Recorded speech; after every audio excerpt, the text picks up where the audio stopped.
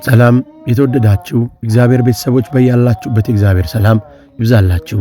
ዛሬ 500 ዓመታትን ወዳስቆጠረችው ደብረ ሰዋሰው አደሬ ቅድስት ኪዳነ ምሕረት ገዳም ላስጉዛችሁ። እቺ ገዳም ከአዲስ አበባ በቅርብ ርቀት ላይ የምትገኝ ገዳም ብትሆንም በግራኝ አህመድ ወረራ ጊዜ የማይገኙና በሌላ ቦታ ሊገኙ የማይችሉ ቅዱሳት መጻሕፍቶችንና ከ99 በላይ ጽላቶችና የብራና መጻሕፍቶችን የቤተክርስቲያን መገልገያ ዕቃዎችን ሸሽጋ ያኖረችና ያቆየች ቦታ ናት።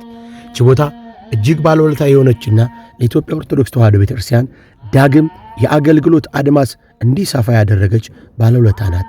ታዲያ እቺ ቦታ በደጁ ያሉ መናንያን አባቶች፣ መነኮሳት፣ ሰባኪያንና የአብነት መምህራን ተማሪዎች ትልቅ ችግር ላይ ይገኛሉ።